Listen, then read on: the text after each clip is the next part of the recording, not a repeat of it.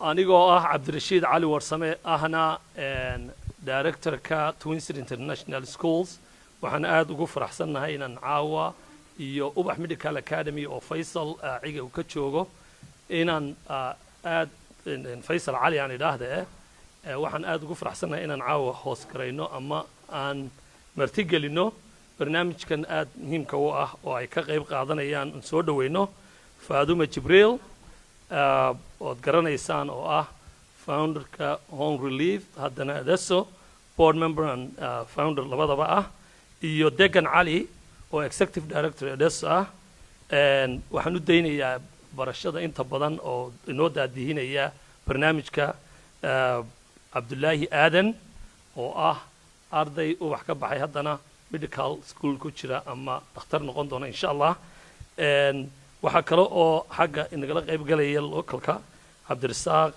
Cabdi oo ah Horn of Africa Reed Horn of Africa executive director ka iyo Faisal Deri oo ah Ubax Medical Academy board chair ahna dadkii wax ka bilaabay iskuulada Tunis International Schools marka waa doctino waa sister schools marka anigoo waxaan aad iyo aad idinku mahadnaqayaa ka soo qaybgalka aad ka Ilaah baa mahadle aad ka soo qayb gasheen barnaamijkan muhiimka ay inoo daadihin doono Abdullahi Aadan aan idhaahdo ayna ka qayb galayaan Faaduma Jibril Degan Ali iyo Faisal Deri iyo Cabdirasaaq Cabdi waxaan marka hadda ku wareejinayaa waxaad aad ugu mahadsantihiin ka soo qaybgalka waxaan hadda ku wareejinayaa Abdullahi Aadan oo inoo daadihin doona insha Allah Abdullahi ku soo dhaw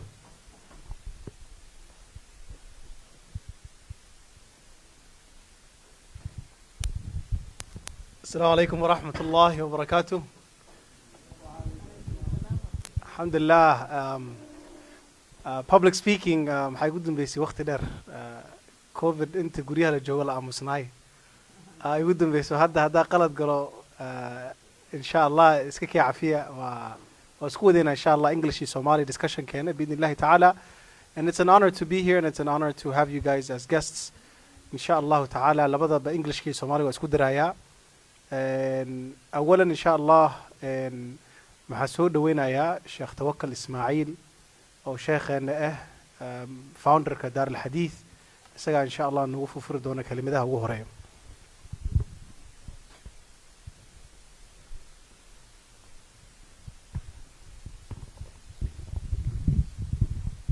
بسم الله الحمد لله رب العالمين والصلاة والسلام على أشرف الأنبياء والمرسلين نبينا محمد صلى الله عليه وعلى آله وأصحابه ومن تبعهم بإحسان إلى يوم الدين إن شاء الله ومن ديرين أيوه كلمة دي دوا أرورين أياه أولا أديد المسلمين ملي سوي مادان وحوقه الرئيسين اللي يسفره ونوع البهر ومرقفك وكل دقائق هذا شخص تاي هذا مجتمع تاي وإلهي سبحانه وتعالى عبس ديس وحو الباقي كفو ضانا يان إلهينا سبحانه وتعالى دارمي فإذا كدلنا يسنا وحي تاي ومن يتق الله يجعل له من أمره يسرا قفك إلهي سبحانه وتعالى كبقى عبسدي سدب وقبقى أرميه سوى الله فوضينيا نرشي كحيران تاي ومن يتق الله يجعل له مخرجا قفك إلهي سبحانه وتعالى كبقى مخرجي وحوي الباب الله فريا ومن يتق الله يكفر عنه سيئاته قفك إلهي سبحانه وتعالى كبقى قلذاتك يقففك كدعين إلهي وكسامحيا وكدافيا انت هدان تقوغ سيبحو وإلهي سبحانه وتعالى دردارا كيساء وحن فيليا ما أنت وحن لجوغا فاضمة يقبل هذا حيوها أي قبنيين الدواء كل وان لقاها اللي دونه لكن وحن كوهر مرسنا يا أول مرين لبحيه تو إلهي سبحانه وتعالى بحيي يا وقيمة بدن رسولك صلى الله عليه وسلم سؤال بلويديو وحليري إلهي سبحانه وتعالى ضدك يوجو جعليه عمل إيا شغل لقبتنا كيبو جعلي تيراركي وويناي إسلامك وصلاة دي زكاة دي حجكي يوي تاغيهم بالرسول صلى الله عليه وسلم وحيري إلهي وحودتك وجو جعلي هاي أنفعهم للناس كدتك أنفعه وحيسان قبن كرين او استاغه وغمرت دليا waxaan noloshooda ku saabsan anfacaasi waxbarashada aad wadaan iskuulku kamid yahay lagu dhisay dad yar mustaqbalkoodii anfacooda humanitarian ku noqon kara dadka waxa weeye looga shaqeeyo waxa noloshooda badbaadinaya su-aasha labaad ee rasuulka la weydiiyena waxay ahayd camal iyo shaqo la qabtay kee buu ilaahay subxaana wa tacaala ugu jecel jawaabta labaad uu rasuulku bixiyey waxay ahayd sala allahu calayhi wasalam suruur iyo farxad qof muslina qalbigiisa aad gelinaysid dhib iyo culays haysta aad ka dulqaadaysid weli waa sii adkeeyo rasuulku wuxuu yidhi qofkaas inaan danta iyo xaajaadka kala shaqeeyo waxaan ka jeclahay masaajidkayga inaan bil ku ictikaafo masaajidka nebiga ogow halkii salaad lagu tukado waxay u dhigantaa 1000 salaadood oo meelaha kale lagu tukaday marka xaramka laga reebo iyo baytulmaqdis marka laga reebo inaan masjidkayga iska fadhiyo ku ictikaafo quraan ku akhristo waxaan ka jeclahay inaan qof muslina danta iyo xaajaadka ummadda wax loogu qabanayo inaan garab u noqdo oo garab istaago waxay ku tusaysaa marka waxyaabaha bini'aadanka loo qabanayo dadka dhaqaaqaya way yaryihiin laakiin waxaa looga baahan yahay bulshadu mar walbaba dadka noocaas oo waxa weeye activityda communityga wax u qabanaya leh noocay doontaba ha ahaatee waxa ugu yaro shareecada islaamku ay tilmaatay imaatatul adaa cani ariiq iimaaniyaadka lagu daray darajaadka wax yaroo dadka dhibayo ama qashin ama dhagax ama dhala ama wadada meel ka hadlaysan oo aad ka leexiso waxay ka mid tahay waxyaabaha iimaaniyaadka ka mid tahay annaguna maanta waxaa laga yaabaa warqadda meel taalla iyo qashinka inaan ku hadlayno dad khaasa inay ku hadlaan laakiin ilaahay subxaana wa tacaala abaalmarin buu ka bixinaya geed la tallaalay ayaa rasuulku wuxuu yidhi qiyaamihii oo dhacayso aad arkaysa adoo wada tallaalkii ha ka baaqan oo tallaal waxaad moodday maanta marka mujtamaca qofka u kaca ee qaybku waxa weeye noloshoodii ka mid ah waxyaabaha abaaraha baabi'inaya ka mid ah in ummad looga shaqeeyo marka siday u noolaan lahaayeen nolosha cunto keliya ma ah way ballaaran tahay waxaa laga rabaa marka dadka muslimiinta ah inay u istaagaan mar walbaba waxyaabaha dadka communityga dadka anfacaya in waad mahadsan tahayna la yidhaahdo laguna abaalmariyo waxay encouragement ku samaynaysaa dadka kale inay kiciso ilahay waxaan weydiisanaynaa faadumo iyo gabadheedaba dadka ilaahay subxaana wa tacaala jecel yaha allah ku daro dadkaa lala soo saaraya nebiyada iyo sidiiqiinta iyo shuhadada iyo saalixiinta ilaahay subxaana wa tacaala abaalmarinayo allah ku daro ilahayna waxaan weydiisanaynaa annagoo dhanna dhibaatada iyo abaaraha iyo culayskana saaran allah naga qaado wajazaakum allahu khayr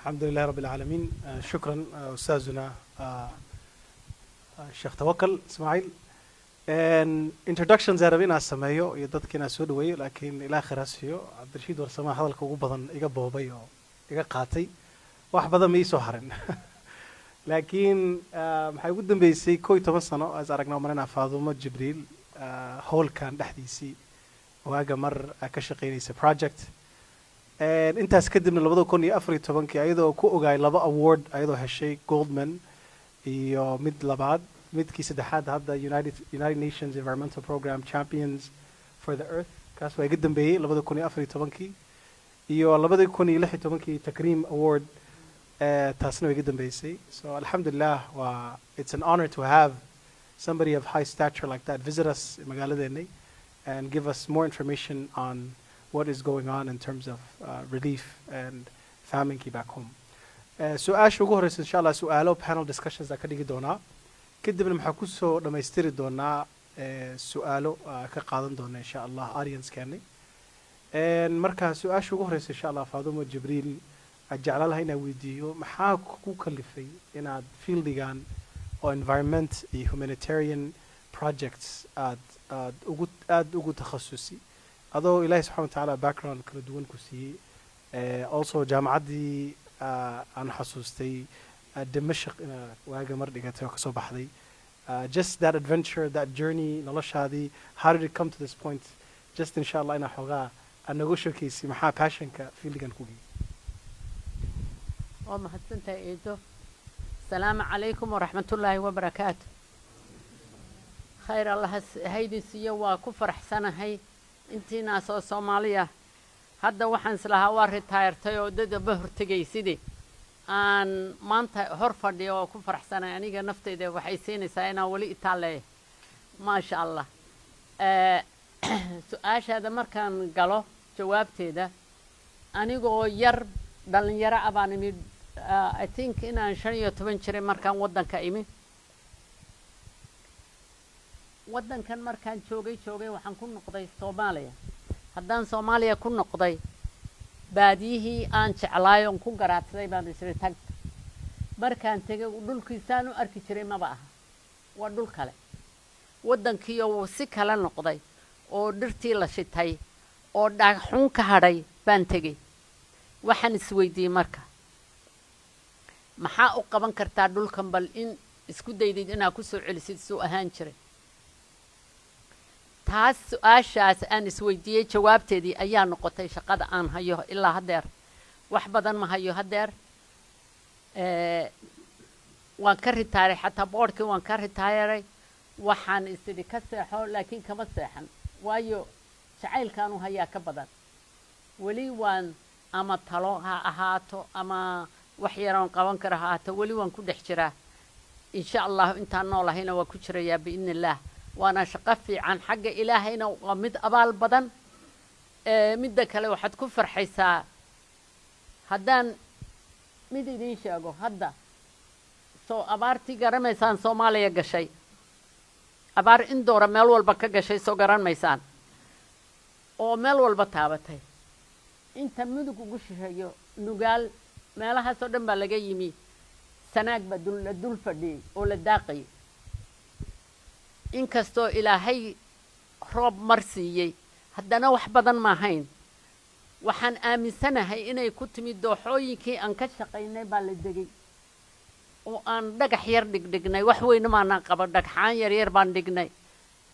haddaan idiin sheego roobku markuu soo da'ayo waa dhibic marka 2 dhibcood meel ku dhacdo waa 2 dhibcood dhinaceeda 3 4 haddaad 10 dhibcood dhagax yar ku xidid wuxuu sameeyaa 10kaa dhibcood ma tegayo ilaa uu dhulka galoo dhargiyo marka biyo inta dhulku qaadan karo ka badato buu dhagaxa ka dul dhacaya markaasuu soconaya haddaa mid kale uu arko oo obstacle loo dhigay kalena intii in la eg buu dhulku laqaya oo cabaya marka dhulkii taasaa ka maqnay taasaan u samaynay dhowr iyo 10 sano waxaa markaa lagu deganaa oo cawsku ka batay daaqa ka batay intii xoolo u baahnaayeen reer sanaag ka batay oo ummaddu la wadaagtay waxaasay ku yimaadeen waxaasuna wax weyn maaha ilaahay waxaan ka rajaynayaa kulligiin inaad ka fikirtaan saa u qaban lahaydeen ma idin lihi duulo oo dhagaxya dhiga laakiin wax yar oo sadaqa baa dhagaxya dhigi karta wax yar baa dhagaxya dhigi karta in fact kuma talinayo in lacag lagu siiyo dadka annagu lacag baan ku siinay lacagtaas waxay keentay reer baadiye ka soo urursay magaaladii ku soo urursay laakiin volunteers baa la helayaa jaamacadda iyo high schoolska iskuulada oo dhan baa volunteers ku noqonaya inaan dadka la masruufin volunteer la baro baan waxaanu ka baranaa wixii negative noqday iyo wixii positive noqday dhulku wuu ku liibaanay laakiin dad badan bay soo gelisay lacagtii waddanka marka waa mahadsantahay waxaan u malay inaan taa ka jawaabo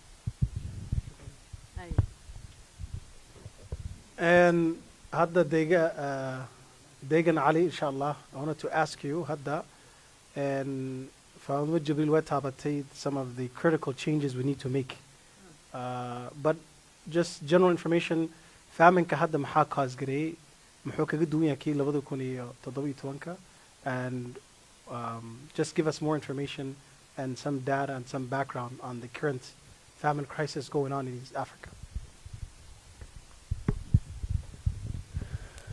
السلام عليكم ورحمة الله وبركاته بسم الله الرحمن الرحيم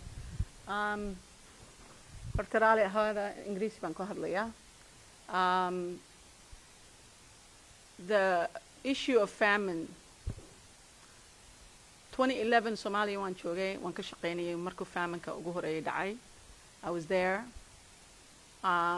the situation was very bad 2003 baan Somalia ku soo laabtay ilaa hadda waan joogay and the issue in my opinion runtii is that we have lost full control of our own country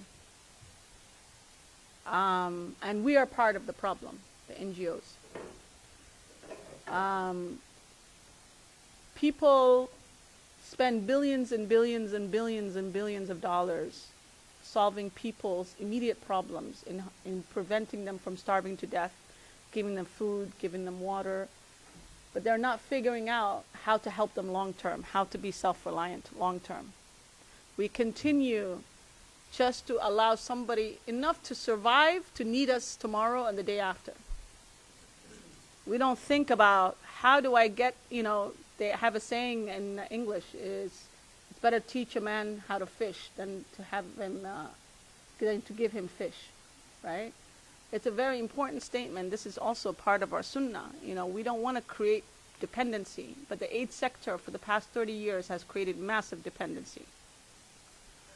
And how you get people out of this is to do the kind of programs, Hoya Ikadlesi, the environmental programs, to rehabilitate the environment so that the pastoralists don't have to come to the cities when their grazing is finished, because they will have enough grazing, to have rangeland management systems in place, the community to take control back. There's weak government, but the communities can take control back. We are not thinking about sustainability. We're not thinking about long-term self-reliance. We're thinking about only now. Everybody here in this room gives money, gives sadaqah every single day to people back home. And what do? When a crisis happens, we give a lot more. We don't think about, oh wait, the crisis is going to come in 2 years, 3 years. It's a cycle. Every 3-4 years there's another drought. Why don't we give more every month, slowly, to resolve the long-term problem? Instead of all of a sudden a big crisis happens and then we start giving hundreds and hundreds of dollars to help people survive. We have to think differently ourselves, our mindset. And as a DESO, to be honest with you, if I knew now, 20 years ago when I joined the sector, if I knew what I know now, I don't think I would have joined the sector, to be honest with you. And now I'm very focused as an organization to help think about programs that don't create dependency. So I'll give you an example. Baran doesn't have water. Many of you who are from Senag know this. Those of you who don't know Senag very well, Baran is one of the biggest towns in Senag, and Hero Wasingali doesn't have a problem. Doesn't have water. And it's been a big problem. Adesso has been trying, Puntland government has been trying, Somaliland government has been trying. We have drilled 3-4 boreholes in that area. 3 years ago, we were drilling a borehole. And we gave the contract to somebody who was from Senag, thinking he would care more, he would go the extra mile in helping to find water. Unfortunately, he was the worst contractor I've ever dealt with. I've never dealt with a Somali who was that bad in my entire experience of running NGO work. He was just greedy, hunguri. He just wanted money, money, money, money. He didn't care. At that time, the people of Baran were paying the highest water prices in all of Somalia. In all of Somalia. He didn't care. Anyways, the difficulty we went through in that experience made me make a decision. I said, no more. This is enough. We are not being held hostage by these contractors anymore. So I went, alhamdulillah, to some donors, and we got some funding, and now we're buying our own rig. We're buying our own rig. We'll spend probably by the time we finish about $700,000-800,000 for the rig, the trucks, the equipment, everything. The rig will drill up to 750 meters, and what we said is we have to maintain this rig. We have to figure out how to maintain this. So we're going to start a water company that will provide water at a reasonable cost, reasonable rate, not the crazy water prices that exist right now. And to the poor, we will provide water for free. It's what the Americans, the Westerners, call a social enterprise. So you do a business that has the intention of doing social good. Yeah, so we run it like a business. We charge people who can pay, and those who can't pay, we'll charge them less. And the money we get from it will run the company. So we don't have to always go back to donors and do what my mother, Hoya Tirahdo, professional beggars. That's what the NGO work has made us become, professional beggars. We don't want to keep asking these white people for funding all the time to fund the rig, the cost of the technicians, the fuel, all of these things cost money to run this rig. We don't want to do that. So we want to be financially independent in running this rig. So now we're going to turn it into a private company, a water company.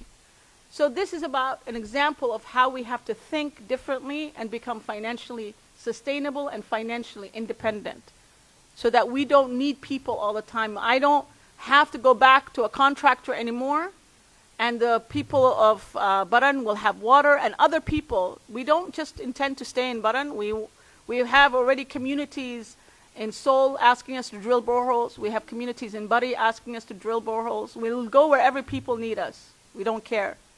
Adesso has worked all over Somalia, has worked in the Jubas, has worked in Bai and Bakol, has worked in northern Kenya.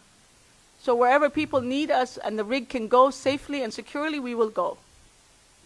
But this is an example of how we have to become independent, and we have to stop thinking about being beggars all the time. Turn money that you get, like in this opportunity we got from donors, into something that can become sustainable so that you don't have to go back to the donors tomorrow, and you don't have to go to contractors tomorrow. Thank you. That was a wonderful lesson to learn. While being on that topic, I guess there's a question for a lot of the diaspora. And I think we'll start with Abdulrazak Abdi. As diaspora, as people who live, in Minnesota or anywhere in the United States or in the West in general, what type of aid should we be supporting? So I guess my question is, as she mentioned, there's different types of aids that work, some that don't work. How can we take our people out from aid dependency to projects that actually work, like the perfect example she gave us? Very, very good question. Alhamdulillah, salatu wassalam ala rasulillah. First of all, I think we started with English, so we might as well continue. Inshallah. No, we're following your example, Dagan, inshallah. First of all, I would like to welcome Mama Fatima and Dagan both to Minneapolis. I think we kind of consider them our own as well, but we'll still welcome them once they visit us. So Dawada, I remember seeing you guys, it must have been at least 10, 15 years ago in South Minneapolis, having similar discussions around aid and what can we do and those different things. And I remember one of the very exciting things that I asked the Fatima that day was about water boreholes and those things. And Mama advising us that, it's a good thing, but sometimes it's not sustainable. We need to also think about how to recycle the water that comes and how do we keep it and how do we have those sustainable agriculture practices where you sustain the environment. I remember having that very discussion in a South Minneapolis house as we were talking to the Fatima. So welcome to you both. In terms of your question, I think, there's always this duo or competition between immediate need and long-term sustainability. We see that all the time. And we see the immediate need when there's a major issues and major crises and droughts and those things. And, you're compelled to respond in kind at that time because that's what you see. You see people that are dying. And, part of it might be the works of professional beggars putting it on the screen, as they can put it, but a lot of it is real too, right? You see it. You see people that are starving. You see people that need immediate relief. And, out of your heart, what do you want to do? You want to respond to that. That's what we will do, and that's what people have done. But we have to also not think about immediately what's going on, but we have to think about sustainability and long-term projects. I've been part of an organization called Read Horn of Africa for a good while. And, although we participate in immediate need projects, we focused a lot on long-term investments into the community. And one of the prime examples I always mention to people is like the Bursara project, which we've been really the founding organization of. And it started with really, a 5, room school and a very small project in a really small town that wasn't, heavily inhabited at that time.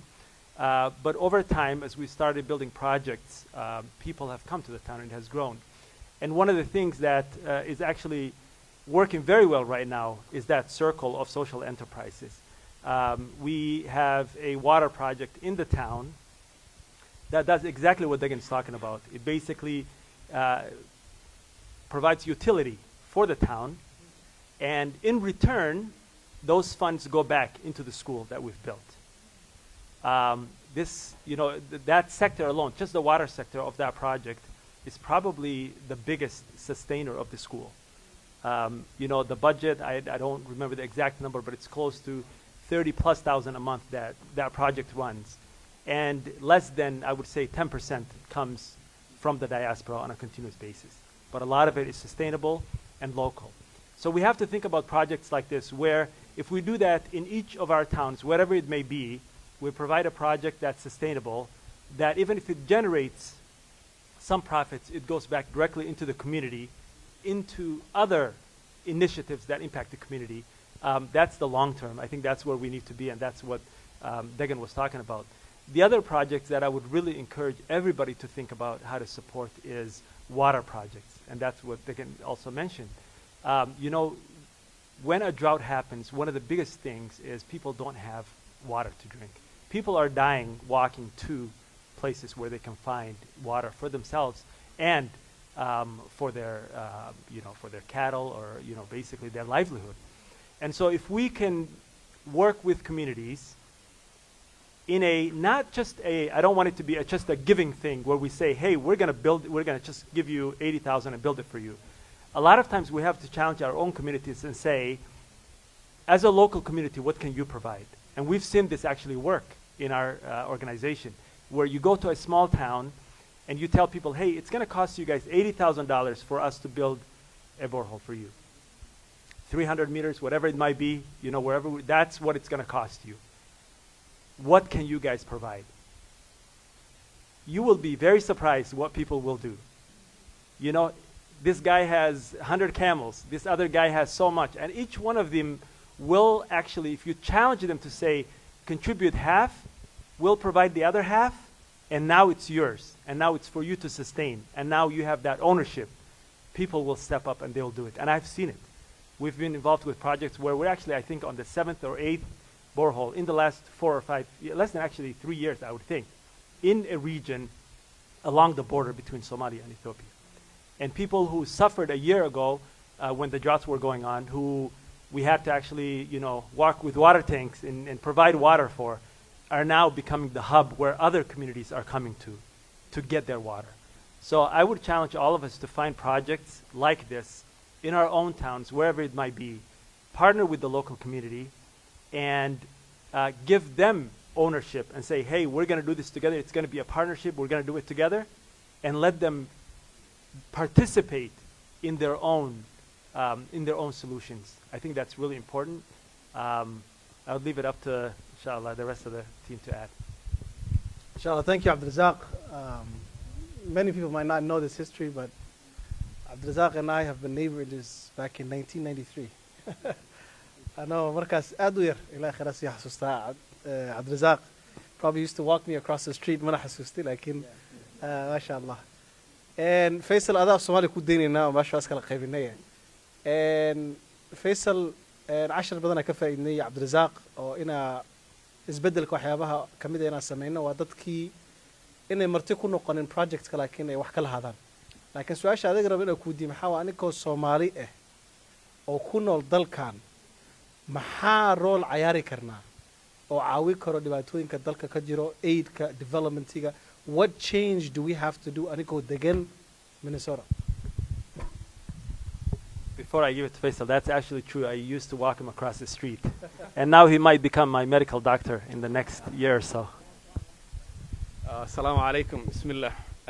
Thank you so much. And wa sharaf bay noo tahay inaan maanta aan halkan ku soo dhaweyno Faadima Jibril oo kaalin aad u muhiima ka soo qaadatay taariikhda Soomaaliya baaldahaba ka gali doonta in dagaalkii ay la gashay in bay'ada khaasatan iyo deegaanka Soomaaliya in la ilaaliyo, specifically the protection of environment in Somalia oo arrimaha saldhigga oo in laga baxo in abaarahan iyo dhibaatooyinka soo noqnoqday. In su'aashu runtii waa su'aal muhiima. So waxa laga yaabaa in sometimes dadka halkan ku dhashay haddii aan af Soomaali ku hadlo inaysan mararka qaar si fiican ugu guda dhicin. Marka waxaan isku dayayaa in aan some terminology sometimes ay la geli doonto inaan Ingiriiska la aado. In dadka Mareykanka aan ku degannahay runtii waxaan haysanaa khaasatan Europe iyo Mareykanka fursad aad u muhiim ah haysanaa. waxaa laga yaabaa anigu inaanan khabiir ahayn arrimahan humanitarianka iyo non governmental organization sectorka khabiir kuma ihi laakiin waxaan aan inoo furan groupkeenna ama kooxaha aan sectorkaas ku jirin role baa innaga inoo furan aad u muhiima roolkaasi muxuu yahay in waddamada ugu badan ee aidkan hadda aynu ka hadlanno oo la leeyahay wuxuu keenaa sometimes in qofkii uu reliance ku noqdo aidkii uusan shaqaysan in ay bixiyaan waddamo ay ka mid yahay waddanka maraykanka waxaan ognahay haddaad fiiriso waxyaabaha uu Soomaaliya geliyo sometimes markaad fiiriso maskaxdaada geli mayso waxaad soonaysaa war lacagta intan leeg ee Soomaaliya uu Maraykanku ugu deeqay xagee bay aadey waxaad arkaysaa 900 milyan waxaad arkaysaa oo liiska ku jirta waxaad arkaysaa lacag 1 bilyan ku dhow oo ku jirta markii aan dhowr sano ka hor tagay in Soomaaliya kuma aanan arag wax muuqda oo Maraykanku uu qabtay oo aan gudaha Soomaaliya ku soo arkay laakiin waxaad arki kartaa Turkiga oo laga yaabo good example Turkiga oo laga yaabo inuu lacag aad u yar bixiyay oo mararka qaar aan maqlayaba inuu 10 milyan oo kaliya bixiyay waxaad arkaysaa mashaariic uu fuliyay oo gudihii ka muuqda marka waxaan u kala qaadayaa waxyaabaha aan anagu dadka diasporada degan laba arrimood baan u kala qaadayaa mid waa inaan noqon karno in pressure points waxa la yiraahdo oo aan noqon karno in aidkan Soomaaliya ee markii dhibaata dhacdo oo ay crisis ay dhacaan in la raadiyo waxa loo yaqaano in bandage solutions war bleeding baa socday sidee how can we stop the bleeding wixii dhiig bax baa jira sidee u joojin karnaa dad abaare hayso dad macaluule hayso dad soo qaxay baa lagu tusayaa sawiradoodii marka inta halkiinaan fadhida sawirada markaad aragtaan kama aamusi kartaan oo ma oran kartaan aidkani waxba qaban maayo waa in la helaa long term solutions yes waa u baahannahay long term solutions laakiin marka dhibaatada taagan waxaynu ku qasbannahay hooyada Soomaaliyeed ee 10 mayl soo lugaysay ee ilmo yar dhabarka ku sida in sidii caawimo loo gaarsiin lahaa la helo marka waxaan ku dheeraan wax yar aan ka taabanaya sometimes it's how aid loo manage gareeyo waxaad arkaysaa boqolaalka milyan ee taxpayerska Maraykanka laga qaado ma gashaa Soomaaliya dadka sama gaadha su'aasha waxaad arki kartaa oo indheena ku soo aragnay waliba waxaan u deenayaa khubarada in expertska ku sectorkan in humanitarianka iyo aidka kama muuqdo waxa laga yaabaa lacagta inteeda badan inay Nairobi gasho dad degan waxa laga yaabaa hoteelada inay degto buuggii ugu horeeyay ee aan akhristo waxa la oran jiray Lords of Poverty marka wax badan buu iga tusay aidka waxa ka khaldan marka waxaynu noqon karnaa inaynu Soomaaliya saaxiibo horta u sameeyno saaxiibadu maxay noqon karaan dad very successful business people oo entrepreneurs iyo waxay noqon karaan politicians effective politicians ka laftiisu maaha politicians kasta inaad iska daba gasho waxa jira at the federal level politician effective oo Soomaaliya aidkeeda iyo siyaasadda policyga siyaasadda ku wajahan aidka la siinayo Soomaaliya wax ka bedeli kara oo u bedeli kara inuusan noqon bandage solutions ama mid xilliga crisis kaliya ay yimaadaan inta la bixiyo galay la meelaha lagu daadiyo sawirro laga soo qaado taasi dadkeena waxba ma tarayso I think inta halkan fadhido dhan way isku raacsanahay galay iyo sonkor iyo saliid meel inta la saaro dhowr aabba iyo hooyo Soomaaliyeed lagu soo sawiraa Soomaaliya xal gaarsiin mayso dhibaatana ka saari mayso dhibaatada waxa ka saari kara in la sameeyo durable long term solutions wax la taaban karo sustainable oo ay sida Turkiga oo kale meelaha yar yar ay taabteen tusaale fiican bay inoo tahay iyo dad hay'adaha localka oo Soomaalida oo kale ay leeyihiin waxaynu xoog saari karnaa inaynu politicians ama siyaasiyiinta inaga saaxiibada inala inaynu culays ku saarno oo niraana aidka qaabkan aad u wadaan waa khaldan yahay aynu u duuno qaab noocan oo kala marka waxaynu Soomaaliya ilaahay ina siiyay aqoonta iyo hantidu ma aha lacag kaliya hantida inteenan aynu maanta haysano caafimaadka kamida aqoonta kamida wax garashada iyo aqliga ilaahay inagu manaystay baa kamida intaas oo dhan waa hanti ilaahay inaynu ugu mahadnaqno aynu ku qasbannahay dadkeenina aynu uga faa'iideeno marka aidkan mismanagementiga lagu sameeyay waxaynu qayb ka noqon karnaa iyadoo aynaan xoogga saarin qaybta yar ee xilliga crisis ku jiro sidee si fiican loo manage gareyn karaa 50% baan aaminsanahay hadda waa 50% erayga hadday Soomaaliya gaari lahayd aidka Maraykanka iyo wadamada westernku siiyaan wax weyn oo la taaban karo oo dadkeena wax u tara ayay noqon lahayd hadda waxaan ka hadlayaa 50gu haba ku khasaara meel kale 50% ma la gaarsiin kara lama gaarsiiyo waa xaqiiq dhaba waxa laga yaabaa 5% inay gaadho Soomaaliya ama 10 annagana 900 milyan liis halkan inoogu qoran tahay markaynu waxaynu samayn karnaa inaynu arrinta pressure points aynu noqono oo siyaasiyiinta ayagu iskala go'aanka inay gaaraan inaynu culays ka saarno oo culaysku inaga yimaado midda labaadna waxaynu noqon kartaa markaan soo gabagabeynay hadalkayga inagoo adeegsanayna teknolojiyada hadda jirto oo ka duwan 4 sano ama 100 sano 10 sano ka hor inaynu niraano sidee baynu uga Soomaaliya ugu dari karnaa mashaariicda ganacsiga ama trade-ka kale mashruuc yar oo waxa jira la yiraahdo in African Growth Opportunity Act oo Mareykanku waxyaabaha ay dadku sameeyaan khaasatan local producersku canshuur la'aan Mareykanka lagu keeni karo sidee baynu taas Soomaaliya ugu dari karnaayo baran in hadduu joogo qof in sameeya in koofiyadaha la xidho aynu dhigi karnaa baran koofiyadii lagu sameeyay Mareykanka waa inay canshuur la'aan ku soo galaan tusaalahan ama kismaayo koofiyadaha lagu sameeya sidee bay ku iman karaan canshuur la'aan oo dadkii looga faa'iideyn karaa marka waxaan ku soo gabagabeynayaa sidee baynu u noqon karnaa in aynu jihayno siyaasadda ku wajahan Soomaaliya ee lagu maamulo in caawimada gaadha taa ka baxsana lacagta aynu inagu bixino sidee baynu sanadahan abaartu jirin u noqon karaan inay noqoto mid long term solutions keenta oo mahadsantiin insha Allah shukran jazakallah khair fasal wax badan oo cusub hadda baranay oo u baahan inay ka faa'iideysano insha Allah hadda su'aasha ku socday Faadumo insha Allah maxarmana ku weydiiyo what is the greatest challenge you faced in this field of aid and relief maxay ugu ahayd the most I guess difficult moment oo ku soo maray inta joogtay horn relief oo hadda adees rabbi waxaan u malaynayaa waxyaalo way iska jirjireen laakiin waxaan u malaynayaa waxa iigu naxdin badnayd oo iigu weynayd markii tiimkii iyaga lacagta u qaybin jiray la rasaaseeyay oo midna laga dilayba markaas iigu naxdin badnayd markaasna adeesay ahayd waxay ahayd calmadow meesha la yidhaaho bay ahayd marka waxay noo arkayeen wiil yaroo qori sitaba wax loo sheegayaa arrintu saa maaha waa sidan reerkaagaa loo jeedaa kanaa loo jeeda kanaa la siinayaa kanaa laga booday complaintskaa kuu keeni maayaan ku odhan maayaan grievances baan leeyahay marka waxaad ku warhelaysaa marka qofkii la rasaasayo ama u dhinto ama dhaawacmo wax simple oo la xalili kari lahaa baa marka aad ogaanaysaa marka qabriga lala galo marka taas xoogaa waxaan u malayaa hadda waa laga ilbaxay in doora baa la joogaa sanado hore ahayd hadda anigu cabsidaa ma qabo hadda jirto waxaan rabaa inaan baran tago waxaan u tegayaa waxaa macdaadka biyaha waxa la socda hindi engineers iyo ah ma rabo in hindina lagu dilo ama na lagu dhaawaco marka to make sure that they have support at the bottom in the community ayaan u tegayaa iyagoo afkooda ma yaqaan iskama dhaadhicin karaan waa inaan anigu ka dhaadhiciya marka anigu waxaan u tegayaa aanan ugu dirayn qof adeeso u shaqeeya waxa weeye anigu time-kaan ummadda la soo shaqeeyay oo aqoonta ay ii leeyihiin ama aan u malaynayo tarasku inuu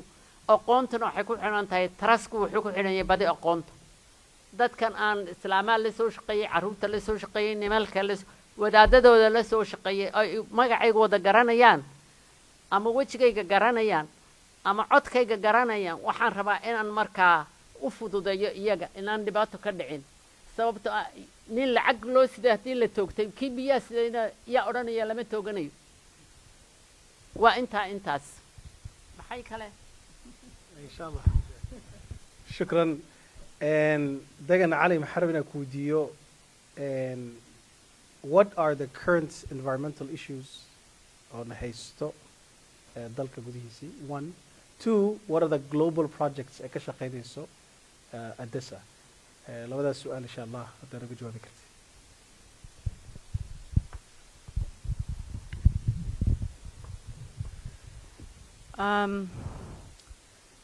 horta environmental projects environmental issues ka way badan yihiin oo waddanka haya horta degradation wali wuu dhacayaa the environmental degradation maaha just sanaag Soomaaliya oo dhan saas weeye meelihii cagaarka ahaa hadda they're becoming deserts we have I don't know many people may not know but the Boni forest in Kenya goes to Somalia and the Jubas. They're destroying the trees for charcoal. It's the one place, the one forest remaining in all of Somalia. This is where the elephants used to roam. All types of animals used to be there. They're all dying. So we're turning the south into the north and making it all desert, the rest of the country. Because of lack of enforcement. There's no regulations, there's no community management. You know, haddayn in dawlad jirin, it's not an excuse. The community can manage it. There are places like Mudug, where communities way ka adag yihiin waxan. They protect their land very strongly. Like in communities kale baa jira oo are very weak. Sanaag baa ka mid ah. So it's not because you have government or you don't have government. It's the strength of the communities and their ability to understand. And so you can't just say we don't have a government and we don't have guns from the government to protect. We don't have rangers. We don't have that. So we just sit here passively. No, there's things that communities can do and do based on the regions. So that's what I would say. Now, number 3 about the global projects. This is linked to the things that we're working on. Is very much linked to what Faisal was talking about. For every dollar that goes from U.S. government, USAID, to Somalia, I would say probably close to, as you said, 5-10% gets on the ground to the communities. The rest of it goes through layers and layers and layers and layers of intermediaries. It goes to UNICEF. UNICEF gives it to an INGO. An INGO gives it to another INGO, who gives it to a sister of the family, who gives it to a local NGO, who then gives it to the communities. Every single group that takes that dollar is taking 20 to 30% for their overheads. So what's left of that dollar? Not much. And because of the layers of intermediaries, it's one of the things that as part of our global program we're trying to address. We're saying if you are really serious about impact, if you're really serious about taking, really trying to do work in a non-racist, non-colonial way, because these structures were all created as part of the end of colonialism to ensure that they still control the money, that they still have the power, then you have to remove the intermediaries and give that dollar directly either to the government, to the community, or to a local organization on the ground. These are the kinds of policies that the government of U.S. government has supported. Samantha Power, the new U.S. government administrator, has come out last year saying that she wants to make sure that 25% of their funding goes locally to local organizations and 50% of their funding goes to communities. Now, this is an opportunity for the Somali diaspora to do something and say, this is not happening in Somalia. Let's work together as the diaspora and the U.S. government to make this happen. How do we support you? We know all the communities. We know the good organizations. We know the bad organizations. We know all of these things. We can work hand in hand to make this happen. Please let us be your interface with the Somali mission of U.S. government in Somalia. There was no mission, by the way. It's only the past few years there's a U.S. AID or U.S. government mission in Somalia. Before they used to operate through the Kenya mission. So many of you might not know, before the war from Russia and Ukraine, the largest diaspora of the Ukrainian population, I think it's the largest in the world, was in Canada, and is still in Canada. And I went to Canada 15 years ago, 20 years ago. And every single white person I spoke to, you know what they said? Why can't you Somali diaspora in Canada get organized like the Ukrainians are? You're big here, but you're not organized. Everything wa qabil. And you see they said, you see the Ukrainians, they get more money from the Canadian government for such a small country. Such a small little country, they get more money than Somalia, who has been at war for 30 years. That should not be happening. But why? Because they're organized. And they're lobbying every single day. They're right there in front of the Canadian government's face every day saying, where's our money for our people? We're citizens of this country, and you need to put money back into our country. You see? And now I found out that Canada, a small country, compared in percentage-wise, I think it's not on the top 5 donors in the world. They're not in the top 5. U.S. government is I think is number 1. They are now giving more money to Ukraine because of the crisis than they have. They've become like number 2 or number 3 in aid giving to Ukraine in the war. You see, that's the diaspora at work. That's the power of the diaspora. So there's a lot that the Somalis can do if they were united and if they were not divided. The same problems on the inside Somalia, we've taken it now to America, we've taken it to Canada, we've taken it everywhere. And unless we start thinking of ourselves first and foremost as Muslims, beyond Qabil, we'll never get anywhere, unfortunately. We won't. And this is Allah's punishment to us. It's because of this Qabil thing that we have. This is why Allah is punishing us and will not give us peace.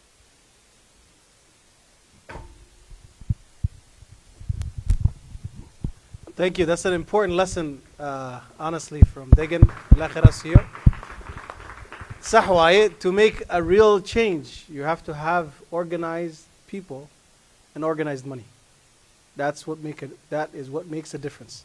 So that's a lesson for us to learn as the diaspora that lives in Minnesota, for us to organize our people, organize our money for effective change, inshallah. And حتى حكون سؤال عندنا إن شاء الله عبد الرزاق عبدي. Just wanted you to share some experience with us that when you took your missions back to Somalia, well, what was a specific, I guess, experience that made a big difference to you?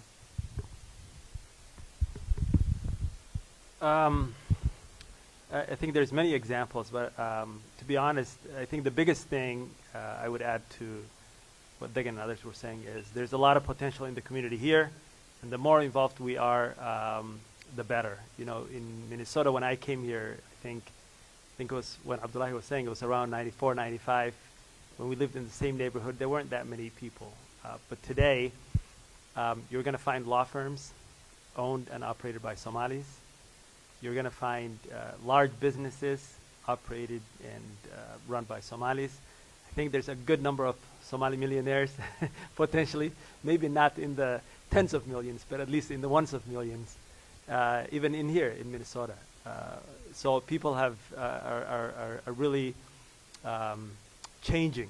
And I think if we get organized, as others were saying, and put our collective effort together, we can do a lot. You know, I really haven't gone back to Somalia before 2015. You know, I went to high school here in the Twin Cities, went to college here, and then once I got involved with Through the Horn of Africa and the organizations, 2015 was the first time that I went back and went to see some of the projects that I was involved with and supported. And I think the biggest thing that you see is, you know, the potential that our support has on people. I did a little video when I went back there, a little documentary, but one of the things that really stayed with me was this young guy who was in the program at this school that we were supporting. And he gave a little story about how he used to herd cattle for his family.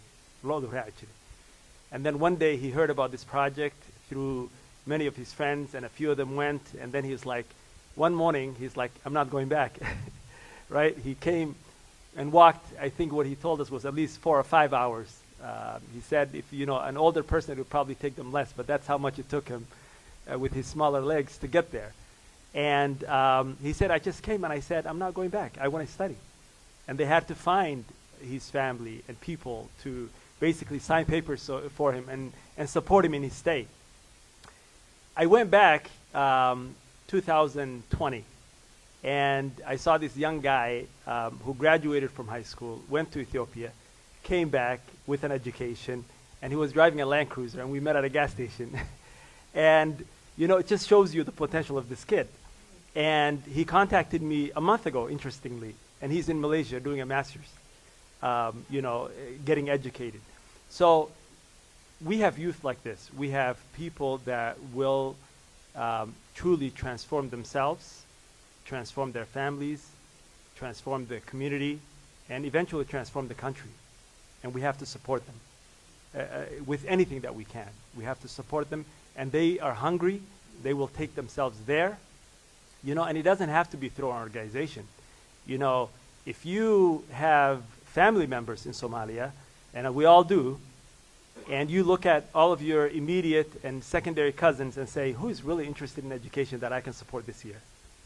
You know, what can I do with that one person to change their life? It will eventually, I think, long term, we will change the community.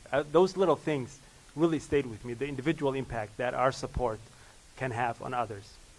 The other thing that really sticks with me is, there was once I went to an event that was organized by some brothers from here, and they were just raising funds for a hospital. I think it was in the Seoul region.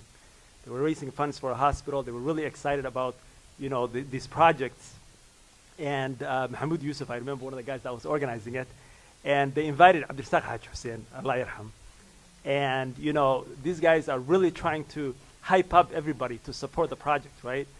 Abdulsaq, being who he is, speaks the way he feels and stands up and says, you guys need to stop focusing on this, and you need to build a Somali government. You need to focus on a true Somali government. He said, what you're trying to solve, all these problems that you're trying to solve, you're not going to get there unless you have an effective government. I mean, we can do as much as we can, but if you don't have, if Somalia doesn't have a government with institutions free of corruption, true to their country, if we don't have that, everything we do in a way becomes a band-aid, to be honest, right? At different levels, but it all becomes a band-aid. So my biggest takeaway is we can do a lot, but we also have to look at the big picture and think about the country and the government and what we can do at that level to be where we need to be, because we will always be in need of others and not be able to take care of ourselves until we have a government that really represents and works for the people. And so we all have a role in that, and we have to work towards that. Thank you, Abdulrazak. Jazakallah khair. And Faisal, هل سؤال داك ودينا أو هل إزبدل سماي كرنا ما أنت ذاتك بدرنا ماشى فريو. A lot of us are American citizens. We're voters. What is one difference, one homework أقعد كرنا today to make a difference in a lot of these, especially that will impact ذاتك Somalia جو.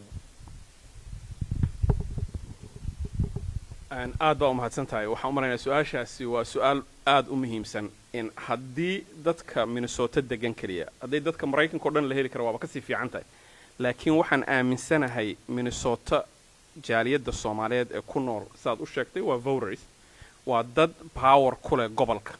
waxay wax weyn ka bedeli karaan wejiga in caawimada la siiyo Soomaaliya iyo siyaasadda Maraykanka ee ku wajahan. tusaale yar baan ku siinayaa in maamulka hadda Maraykanka jira maamulkii ka horeeyay waxa USAID-ka u qaabilsanaa nin Congress oo laga soo dooran jiray gobolkan Andrews-kan ee Wisconsin, Mark Green la yiraahdo. Personally sidan oo kale ayaan ula kulannay dadan ku jira anigu. su'aalihii aan weydiinay waxay ahayd lacagtii baan intan u soo daabacnay intaas oo lacagaad Soomaaliya geliseen, hay-adahaad siiseenna kama aragno hay-ada Soomaaliyeed. maxaa diiday arrin ay degan ay ka dhawaajisay oo aad u fiicnayd oo ah vendors, preferred vendors in a USAID list ku jiraan? maxaa diiday baan weydiinay, wax jawaabana lama siin. su-aasha kale aan weydiinay waxay ahayd ma na tusi kartaan oversight-ka aad ku samaysaan aidka Soomaaliya aada? su-aal jawaab saxana lama siin. midda kaliya aan jawaab u helnay waxay ahayd hay-adaha Soomaalidu ma laha capacity, oo haddaan wax siino the right policies procedures ma lahan, the right capacity and oversight ma lahan, the right leadership with the right skills ma lahan. waxyaabaha ay ku soo celcelinayaan oo dhan haddaad fiiriso waa waxyaabahan waxba ka tirin. dadka halkan fadhiya kaliya waxaa laga heli karaa dad right skillskiila, capacitygiila, right oversight provide garayn kara. so waxaan u baahannahay hal arrin haddaan caawa homework u qaadano saad u sheegtay inaynu la xisaabtano siyaasiyiinta Maraykanka ee qoondeeya in caawimada ku wajahan Soomaaliya. caawimadaasi ma waxay noqonaysaa un mid markii dhibaata dhacdo in la yiraahdo lagu quudiyo dadka oo wax yar ka gaadhaan, mise waxay noqon kartaa mid joogto ah oo sidii walaalkan Cabdishaaq uu sheegay lagu dhiso mashaariic loo aayo markay abaartu timaado. qof baa wuxuu maalin igu yiri meel aan ka hadlay, Soomaaliya dhibaato waxa haysata dabiici aan waxba laga qaban karin. waxaan ku iri gobolkan Minnesota aan deganay ma ogtahay inuu meelaha ugu qabow yahay. gurigaaga markaad ka soo baxday heat baa ka shidan, gaarigaagana heat baa ka shidan, xafiiska tagtana heat baa ka shidan. way ka sii diyaar garoobeen inaan qofku intuu dabadda u baxo cidiyo ka daadan, Soomaa annaga maxaa noo diiday inaan ka sii diyaar garowno dadkeenu inaysan haraad u dhiman? maxaa noo diiday? qofku isaga hadduusan wax qabsan cidina wax uma qaban karto marka homework waxaan u qaadan karnaa laba arrimood mid waa inaan culays ku saarnaa dadka caawiya Soomaaliya ama ha noqdeen kuwa Minnesota laga soo doorto ama meel kale midda labaadna inaga laf ahaanteeno waa inaan isweydiino maadaama ay dadka Minnesota degan ay sidaa uga gaashaanteen qabowga jira maxaa diiday dadka Soomaalidu inay ka gaashaantaan abaaraha labadii sano ama saddex sano oo soo noqdo dadkeena laaya شكرا فيصل هذا إن شاء الله إلا عوضة ماشان إلا عشاء فديكرنا there's a lot of lessons or لقى فائدة أيو and the four panelists oo meeshan joogo ilaahay subxaana wa tacaala khayr ha siiyo mid kasta loo samey karaa his own conference that's how much lessons aan ka baranayno meeshan and hadda insha allah maxaa jeclaan lahay conclusionka ina every panelist siiyo final thoughts and advice they would like to share with the audience before and a gelin question and answer session. anigu hal point baan rabaa inaan la wadaago teamka dhalinyarada halka fadhiya iyo waayeelkaba waxaan wax badan koos garaynayn wax yar wax badana lagu samayn karo hadda degan waxa idin sheegtay inay macadaad keenayso adeeso oo ceel lagu qodayo ilaa 750 la qodi karo oo biyo qasabada loo gelin karo dadka abaaraysan guryaha tuulooyinka iyo magaalooyinka laakiin waxa ka horeysa haddii marka ama la dhinac wado ama aan laga horeysin in la xirxiro biyaha run off-ka la xirxiro lacag baa gelin kartaan togdan in la leexiyo California iyo Arizona iyo maxay ku nool yihiin soo togo looma soo leexin haddaad dib ugu noqotaan saxraaga America waxa lagu beeray lagu degan yahay waa biyo la soo leexiyo biyaha badda Indian Ocean ka galaya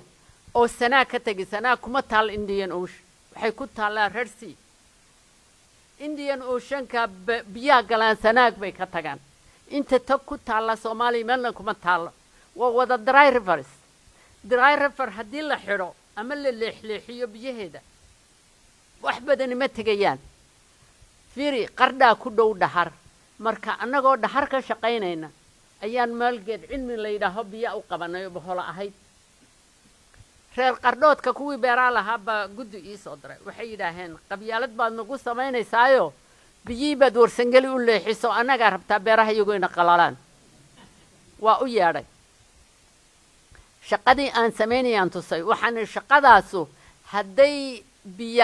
hadday dhirtiina anfacdo iyadoo tartiiba timaado oo ciid fiican iyo biyo idin reebtana lacag baa siinaysa haddii ay dubays biyo u qabato idinka abaaraydan ka dhigtana anaa igu leedihiin soo xisaabsada markii roobkii da'ay oy barwaaqoobeen waxay beertaan babaa iyo waxbay beeradaan anigu ma ilaawin waa tegey waxaan idhi wixii aan idinku leeyahay babaaya halka ii soo dhiga waa nagu leedahay gaariyo soo kaxaysa bayida raalli ahow waayo geed cilmi waxay u jirtaa 35 kilometers bay u jirtaa dhahar qardho eventually qardho iyo dhahar waa isku magaalo hadday koraan way isgelayaan wax badan isuma jiraan marka anigu waxaan ula shaqaynayay dhahar waxay ahayd sanaag meeshii ugu horreysay oo xirtay dhuxusha in la shido kawkasis xataa gaari weyn baan u iibiyay oo ku qaataan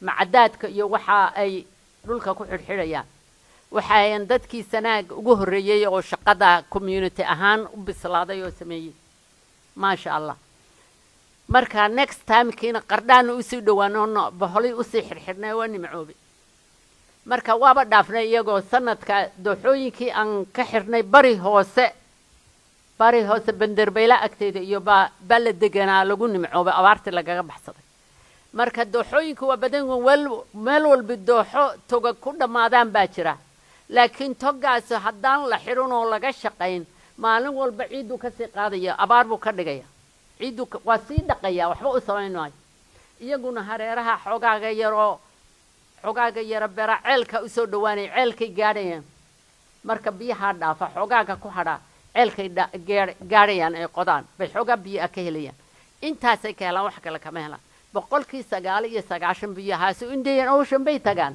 from Sanaag bari waa sii dhaqaan marka waxaa weeye qolo walba hadday qabsato oo Sanaag laga qabqabto oo bari laga qabto oo bariga shisha laga qabqabto wax yar baa Indian Ocean gelaya aakhirka togagaas waxay sameeyaan haddii saa loo qabto waxay noqdaan togag aan go'in bay isu bedelaan aakhirka 10 sano ilaa 20 marka saa loo xirayo waxay noqotaan permanent rivers bay noqdaan inaguna ma lihiin haddeenu north ka nahay mudug ma leh kolba nugaal ma laha Sanaag ma laha Sool ma laha kullu waa running rivers qallalan saacad ka bacdi waa qallalan tahay roobku markuu do marka inta inaad xirxirida wax ka qabataan oo lacag ku bixisaan waan idin kula talinaya waayo xoolo badan in ka qaadanayso hana siinina shaqaalaha reer miyiga ah siineen reer miyigu magaalada soo geliya marka lacag ka bixisid oo magaalada keen magaalada soo gelaya deedna uu cayroobaya hadduu magaalada soo galo ilaa ari lama daaqsado magaalada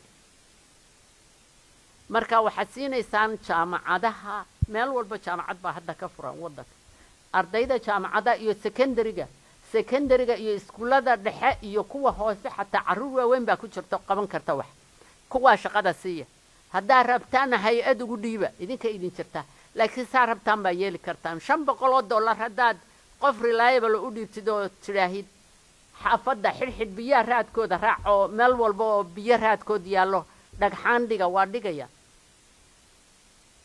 insha allah intaasaan anigu ku talinay salaamu calaykum ilaa khayr ha siiyo eedda faadumo hadda hamiyay gelisay inaan maalin galkacaya ku arka river insha allah waa arrin aad macquul u ahaa hadda ka shaqeyno biidn illahi tacaala hadda deegaan cali insha allah any final thoughts you want to share awalan labo siduu faisal noo sheegay when he held the US aid director accountable su-aasha muxuu ka jawaabay Somali NGOs inay capacity ma laho taasna inaad naga jawaabto insha allah so arrintaas oo capacity waa arrin aan ka shaqaynaynay waxay weydiisay global program so adesso hadda global programs fara badan baan ka shaqaynaynaa one of them waxa weeye advocacy with US government advocacy with foundations inay bedelaan oo lacagtii toos geeyaan the communities as much as possible to remove all the middlemen aan ka hadlayay people call this the decolonization agenda. They call it localization. They call it many different things. That's number one. Number two, the issue of capacity is a real one. Waichirta. To be honest with you, Adesso, I think, is the only organization in all of Somalia who received money from US government. And it almost destroyed us. It was the worst thing that ever happened to us. People say it's the best thing that happened to you because we got a lot of money. But, you know, sometimes what you think is good for you is actually quite bad for you. And it's very unhealthy. You know how we like junk food?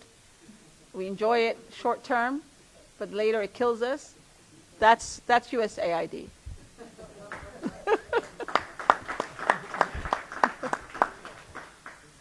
So it almost destroyed Adesso. So because of that experience, I had an idea of developing a private company where local organizations, not just Somalia, but Kenya, Nepal, India, Philippines, Liberia, everywhere around the world, in what we call the global south, basically all the countries that were colonized, to come together and find a solution for this capacity problem. And that company is called CORE. So if you are a local organization and you want to outsource, you want to go from being high risk to low risk and get funding from USAID or DFID or SIDA, the Swedish, or whoever it may be, you can go to this private company and this private company will manage your HR, will manage your finance, will manage your procurement, will manage all the things, the finances, all the things that private companies outsource every day, but the public sector, the charity sector, does not outsource because it's a very inefficient competitive sector. Everybody's jealous of each other. Everybody wants to compete with each other. And there's no incentives in place right now to outsource. But there is a huge incentive to outsource for local organizations because they don't have the resources. So they want to outsource. So this company, if you outsource your finances, and that is what is making you not have the capacity to manage USAID, finance and procurement are the two biggest problems. Then you can outsource to this company. The company will manage everything for you. The donors will pay for it. You don't have to pay for it. And you can then be assessed by USAID and go from being high risk, hopefully in 6 months to 1 year, and to being low risk. So we don't want the donors to come up with any more excuses that local organizations don't have capacity. We're tired of these excuses. I've been hearing it for 20 plus years. We have to find solutions to problems. And that's what I'm happy about. Hoyo, is the founder of Adesso, the brains of Adesso, our wise elder of Adesso, and she's always been a solutions-oriented person. There's a problem, don't give up, just find a solution. And alhamdulillah, she's put that in me, and that's what we do. We don't take no for an answer. We try to find solutions to problems. So another problem that donors identify is to say, there's thousands and thousands and thousands of local organizations in Somalia or Kenya. We don't know who's out there. We don't know who's legitimate, who's not legitimate. We don't know anything about these organizations. We're sitting in New York, or we're sitting in DC or San Francisco. So one way to address that is we've developed an online platform like a LinkedIn for local organizations to upload their profiles, to say who they are. Which basically, it's your marketing page. You want to market your organization. You want people to fund you. Donors will see it. You want to put your best foot forward. You want to say, this is all the things I work on. These are the issue areas I work on. Here's the part of the country I work in, or in the region I work in. These are my funders. The funders will give you like credibility. Oh, Oxfam funds them. UNICEF funds them. They must be credible. So all of this information will be up on your profile. And then hopefully the donors will be searching on this profile looking for partners to work with. So if USAID tomorrow says, one of the excuses they come up with when next time you visit them, and so they say, we don't know Somali organizations out there, you say, you go on this online platform. It's called Kuja Link. Kuja in Swahili means come. Kuja Link. It's not up public yet. We need another 8 months before it goes public live. Right now we're in soft launch stage. It's at the beginning stage of, let's say, Facebook when it first started. But in Q1 of 2023, it will be finished, inshallah. So you can say to Samantha Power, if you meet with her, like you met with Mark Green, and say, hey, Kuja Link is going to solve that problem for you. You have no excuse to say, I don't know any Somali NGOs to work with. So now we hope that there will be no more excuses. The NEAR network is a network we helped co-found, and it's a global network of southern organizations from India, Middle East, Africa, Asia, all Latin America are members. And NEAR is now trying to work on a fund for different countries. So in Somalia, they're working on what's called the Bulsho Fund. And the Bulsho Fund is another solution to a problem. So the donors will say, like USAID, we want to give $25 million. No organization in Somalia has the capacity to absorb or manage 25 million. Honestly, it's true. Many of them don't have that capacity. So, so how do you resolve that? Well, how you resolve that is you say, you don't have to give it and manage it. Give it to the fund, and the fund will re-grant to many different organizations and give them $100,000, $500,000, $1 million based on what their capacity is. And then they will manage, the fund will manage that money, and then you don't have to worry, you'll get your reports. So it's like a pooled funding mechanism. The UN does it every single day. The World Bank does it every day. But these countries don't have something that civil society, NGOs run, and that's what NEAR is trying to do. So inshallah, in the next few months, you guys might hear about the Bulsho Fund, and the Bulsho Fund is another opportunity for something you guys to support that will hopefully remove the intermediaries and remove all these excuses that donors have. So that's my final thought, is to say that we need to be solutions oriented. I think the one takeaway from this conversation is, the door is closed, find a window. If the window's closed, go around on the top of the roof and find somewhere to go through. Don't give up. You have to find solutions to problems. Our role in life is not to sit there passively waiting for other people to save us and to give us handouts. Our role is to take the award that Allah subhanahu wa ta'ala has given us and find solutions to our problems and be independent. Jazakallah khair. That's a very difficult change for many people. They're problem-oriented. They can easily identify the problem. Like, it requires another step to be able to find the solution, inshallah. So, inshallah, Abdul Razak, Abdi, any final thoughts, inshallah, that you would like to share?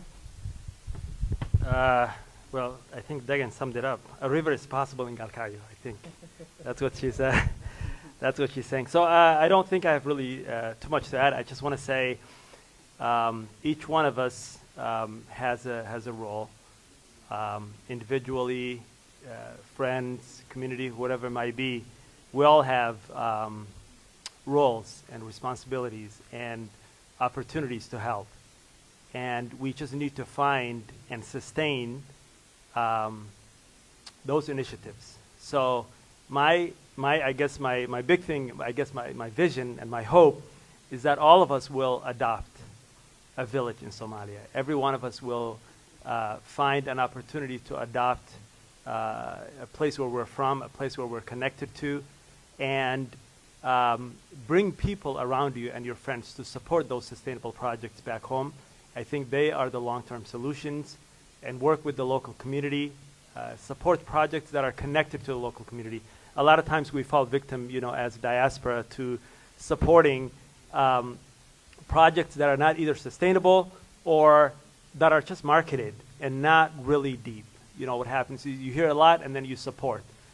We need to know, and we need to search, and we need to get involved in back home so that we know the sustainable projects that can help the people long term. So I guess my challenge to everybody would be, know what's going on and get involved one way or another. If you're just, we spend, I don't know how much I spend on coffee. I don't want to say it. If I estimate right now, I think it would be really discouraging. But I think what we spend on coffee and Starbucks here alone can really educate a child in Somalia on a long-term basis. So I encourage all of us to have that mindset and to take the opportunity to support any project, wherever it might be. It's needed everywhere. Thank you. Well, thank you, Abdul Razak. That is true. A small difference, inshallah, can make a long-term impact, which is difficult for us to see, it can be done. Inshallah, Faisal, any final thoughts? La shirgari karti ka faydin inshallah. Shukran. waa mahadsan tahay aad iyo aad baa u mahadsan tahay waxaa leeyahay khayr alkalaami maa qalla wadalla waxa ugu khayr badan hadalku inuu koobnaado marka hadalkii oo intii badnayd waa la yiri anigu waxaan ku soo koobayaa oo kaliya waxaan dib ugu shan qodob oo degdegan dib ugu noqonayaa oo ah inaan ilaahay ina tuso political power awoodda siyaasadeed aan leenahay aan ku jihayn karno in siyaasadda Soomaaliya ku wajahan ay xagga waliba dhaqaalaha ilaahay ina tuso waa number 1 midda labaad inaan saaxiibo wax tari kara Soomaali u sameeyno saaxiib kasta ma ah laakiin saaxiib wax tari kara inaan Soomaali u sameeyno saaxiibkaana aan ku hagno wadada saxda ah midda labaad lacag kasta oo aad adigu shakhsiyan Soomaaliya ugu deeqayso waxaad ka fikirtaa in dhibaatooyinka dhacaya waan ku qasbanahay inaan dadkeena caawino laakiin lacagta qaar kamida ma aadi kartaa inaad dad ganacsi iyo warshado in sadaqa jaariya ku noqoto wax joogta oo ummadii wax tara inay ku noqoto midda labaad hadii ay jiraan boqol dhibaato oo Soomaaliya ka jira anigu waxaan sectorka risk management-ga baan aad uga shaqeeyay waxaanu fiirinaa boqol risk hadii jiraan what are the top 5 highest risks oo company-gu face gareynayo so wadankeena marka mar walba aan ka hadlano waxaan u qaban karno mar walba waxaad isku daydaa inaad soo koobto oo naaro gareyso hal laba ama saddex arrimood aad wax ka qaban karto laakiin haddaad tiraahdo meel walba gacantaan la gelayaa adiguna waa daalaysaa wax ma qaban kartid dadkaagina waxba uma qaban kartid midda kalena waxaan ku soo koobayaa oo ku soo gunaanadaya waxaan aaminsanahay I'm a strong believer of handouts inaan la joojino oo ah arrintaas oo ah macnaa in qofka isagoo si dignified oo sharaftiisi iyo karaamadiisi aan waxba loo dhimin in qofka aad wax taraysa aad tarto sometimes inaad qof baahan hooyo ama aabbo inta alaab la hor dhiga lagu soo sawiro qofka sharaftiisa iyo cirdigiisa bay wax u dhimaysaa marka qofka Soomaaliga ah ee isku dayaya ama hay'adaha aad la shaqaysaan waa in aad ka taxadartaan qofka si sharaf leh oo haybad leh oo sharaftiisa iyo cirdigiisa aan waxba u dhimaynin waa inaan isku daynaa qofka inaan ku taageerno taasina waxay noqon kartaa oo kaliya qofkii ganacsi gali kara ama waxyaabo long term ah oo qofkii wax u qaban kara projectyo sida ceel la qoday iskuul la dhisay cusbitaal midda aan ku soo gabagabaynayaana nin aad uga soo shaqeeyay hay'adahan non profitka ayaa wuxuu na tusay maalin sawir cusbitaal lacag aad u fara badan lagu bixiyay oo magaalo Soomaaliya kamid ah laga dhisay oo caws badan ka baxo riya daaqayaan kooxdii cusbitaalka dhisay waxaysan ka fakirin dhismuhu waa qayb kamid ah mashruuca laakiin marka dhismo ka fakarayso waa inaad long term strategy aad ka fakartaa oo ah dhakhaatiirtii nurseski in aqoon-yahanadii cusbitaalkan wadi lahaa xageeba fankooda laga helaya dhismo aad meel ka taagtay waxa laga yaabaa inuu waxba tarin sida halka ka muuqatay dhakhtarkaas aan aragnay marka waxaad isku dayaysaa waa inaad ka fakartaa from A to Z mashruucan sidee uga qayb noqon kartaa laakiin haddaad A qayb ka tahay tomorrow B marka la marayo caws baa ka baxaya xoolaha daaqaya mashruucii marka adigina waxba maad faa'iidan dadkiina waad lugoysay waa mahadsantiin insha Allah Faaduma Jibril insha Allah final thoughts waxaan rabaa hal arrin inaan idin la wadaago way fiican tahay biyuhu waa sadaqada ugu fiican waana baahida ugu muhiimsan haddaanay u horeysa tahay baan u malaynay laakiin waxaa u baahan tahay meesha ceel ka qodaysaan waa inaan meesha biyo qabqabataan haddaydinaan biyo qabqaban waxa dhacaya ceelku cirka kama iman ilaahay roobkiisa ayuu cirka inaga siiya kaasaa dhulka gala kaasaa markuu dhulka galo aynu gaanaasaynu u qodayno oo gacanta ku qodanaa inaynu ceel ka dhigno haddii roobku daaho ama yaraado sida hadda Soomaaliya tahay oo dhulkii xagaaf yahay cidla yahay oo xoolo badan ka cabayaan meeshii oo cag la marinayo ceelkii waxa ka tagayaa biyo hoos u geli maayaan run off baa qaadanaya biyo marka waxa loo baahan yahay in loo qabqabtaa biyihii loo qabtaa la manage garayaa ceelka xooluhu say u soconayaan aan la iskaga soo dayn waa inay meel leeyihiin geelu istaago meel arigu istaago inta kalena dhir lagu beeraa oo laga celiyaa aanay daaqin si cawska iyo dhirtaas u qabato biyo ugu qabato haddii kale hadday ugu badantay 20 sano laga cabaya haddii kale in ka yar waa guraya ceelkaas haddaan deposit ku dhacayn ma joogayo waa in sidii biyo u gali lahaayna ka fikirtaan salaam calaykum هذا إن شاء الله سؤاله هي جوابها فرنا بإذن الله تعالى شيخ توكل كدبنا وذات كان إن شاء الله شيخ توكل تفضل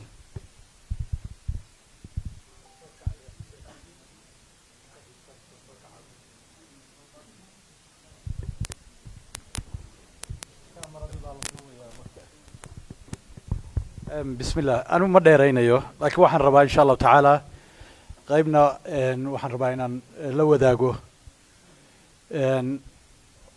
waxaan ogahay magaalada hadda last 6 months baan joogaa Minnesota hadda waxaan leeyahay last 6 bilood ugu dambeysay lacag $5 milyan baan oo aruurinay badankeed abaaray gashay waliba anigu qaybaan ka ahaa waxay ku tusaysaa markaa inaan reer Minnesota lacag la'aan nahayn hal habeen baan barnaamij magaalada ka jiro 700 xoogaa kun ku aruurinay وهين بقى قدام بيس هذا واحد نو أرورينا من الصادات مليون يا سدح بقول يتضاعتن كن إيوه هذا السوبر عيد مركان سوق بنجرون كوين US مشروع أبارها نقص النقد اللي يردتك وحلا أرورية أفرتم كنتم كنا وقفة كسوت كنيسة حياة أنا مرك براكتيكال أنا أركي واحد كم ده إن دتك فمي خاص أو هو سائل السحريري ويجي هذا ولا لا عبد الساق نوية قنا حاول بهنتين أبار بعد عضي دتك باباي meesha ceelkeed inta buu qaadanayaa 75 kun 15 days bay qaadatay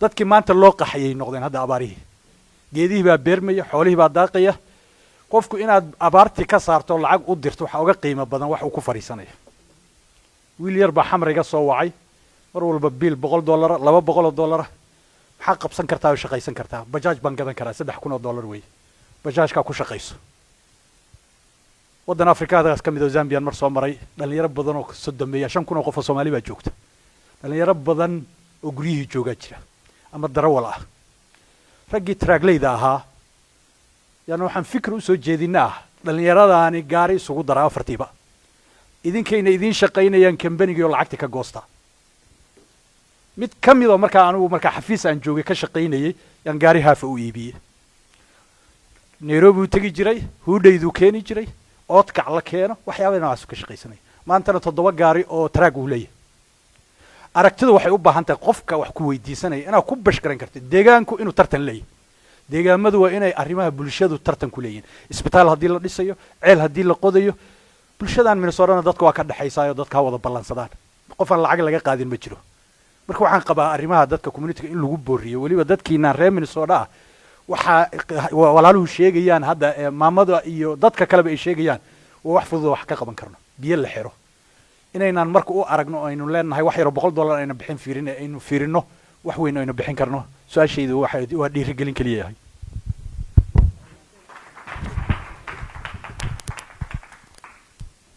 su-aasha ku xigta insha allah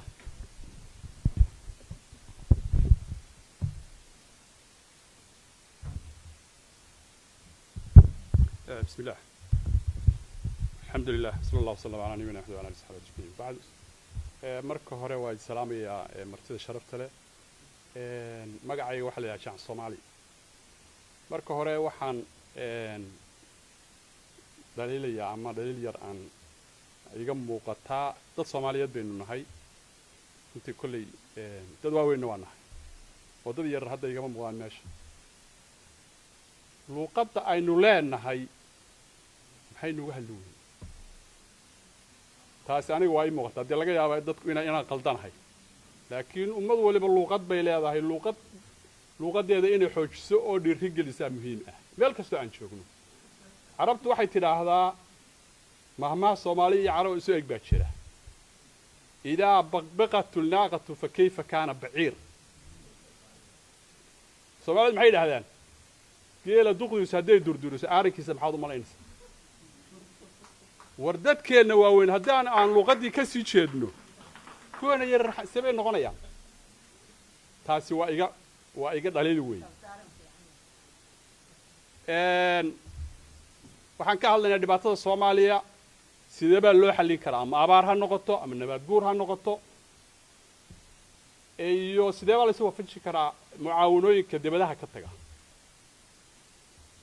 anigu waxaan qabaa mucaawanooyinku in ay yihiin dhibaatooyinka Soomaalida haysata number 1 waayo sidii loogu talagalay si opposite ku ah macnaha ku ah baa loo isticmaalaa بالمثل دولتي dhexe ee Soomaaliyeed abaaruhu Soomaaliya ka soo dhici jireen oo garanaysaan wax la yiraahdo waxa jiray abaar la oran jiray daba dheer xaara ama cune laakiin dadka macaawanooyin dibadaha uga iman jiray ma jirin qurba joogna may lahayn waa sarfayd garoobi jireen hadda iyadoon abaar weynba jirin baa intaasoo hay-adood baa waddanka tegaya ama lacag diraya dadkii la odhan maayo war dadkan sidee baynu u caawinaa ninkii xoolaha xoolama u iibinaa kii beer lahaa maxaan ku dhahdaaye beerta ma u hagaajinaa iyagiiba xoolihii laga soo kaxaynaya qaxooti baa laga dhigayaa adhigii yaraa ee u hadhay baa laga soo kaxaynaya meel baa la dejinaya wax yar baa la siinaya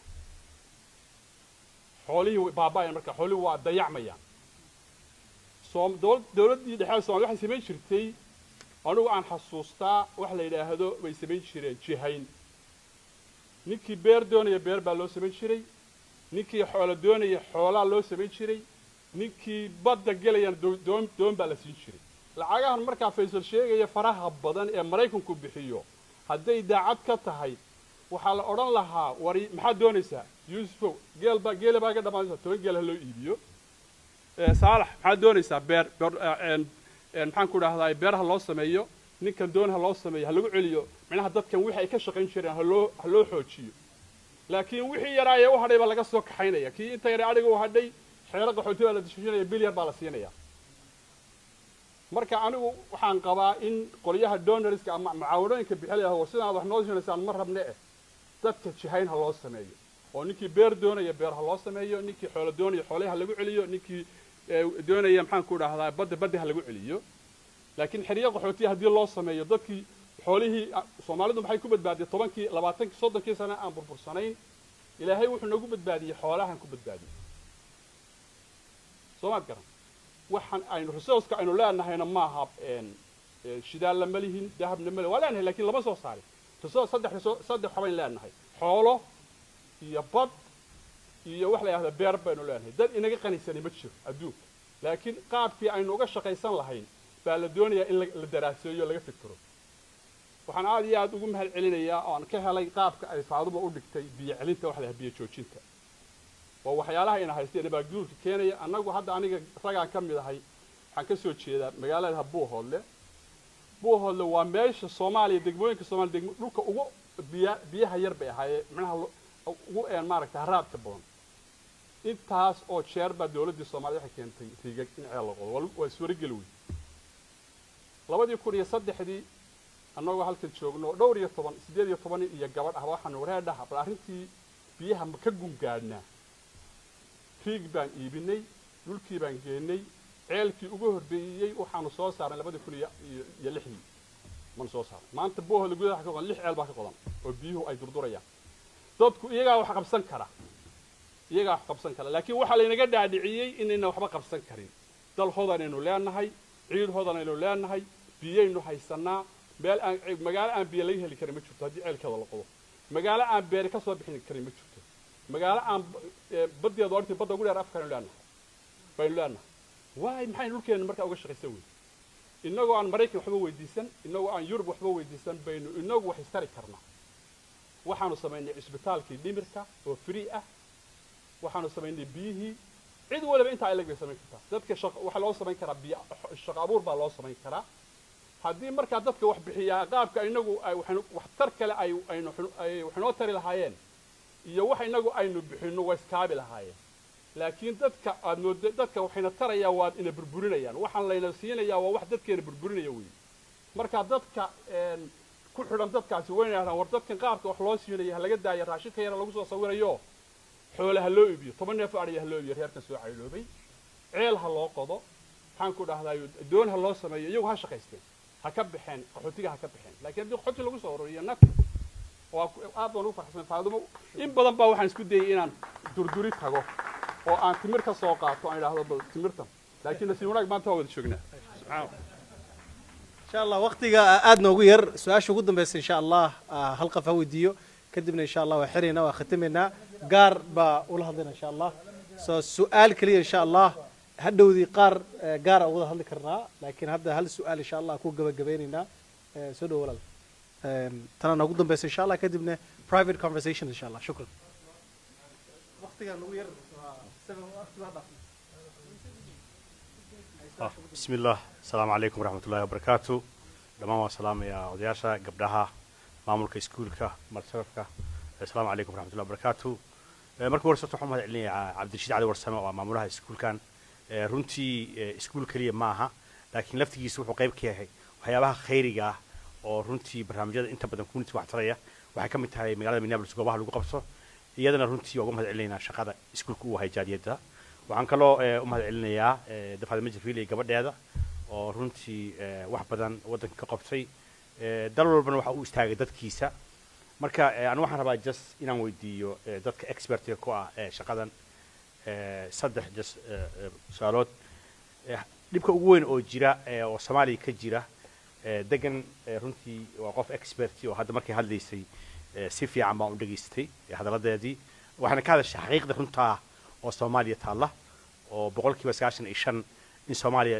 dhaqaalaha loo dhigo aan gaarin oo lagu isticmaalo expensive kaliya marka waxaan rabaa inaan weydiiyo degani eedo discussionka oo arrintan oo transparency-ga oo isla xisaabtanka ah dadka Soomaalida ama ha ahaadaan heer federal oo dawladda ah ama ha ahaadaan heer state wax wacyigelin laga siiyay oo ma lagala doodaa oo discussion ma ka qabaan sidee loo heli karaa hay'ado fiican oo wax ku ool oo mad wax la taaban karo oo mashruuca qabta haddaan example waliga ma tagin 2020 waxaan tagay Zambia marka meel kafeeya baan tagi jiro fariisan jiray anu marka waxaan qabaa kafee caadi oo Starbucks bareefada marka waa wareystay wiilashii iyo kafeey oo dadka ajnabiga joogay kafeeyga waxaaba iska laba hay'ad NGO oo laga leeyahay Roma Talyaaniga ilaa 22 bay ku leeyihiin marka maxay suubiyaan 22kaas ka fogaa dadka shaqo u abuureen waa mid faa'iida biyaha iyo waxbarashada waa ka shaqeeyaan oo ilaa 5,000 oo meelaha rural area-da bay caawiyaan marka runtii in la helo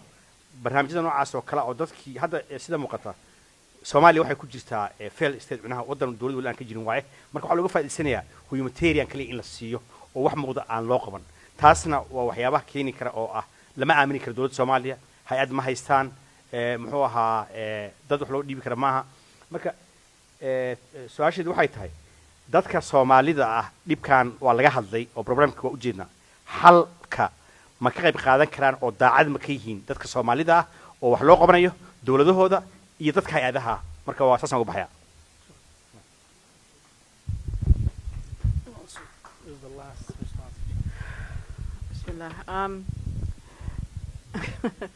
I think the last question about speaking in Somali was addressed to me, but I'm sorry, I'm going to continue speaking in my English.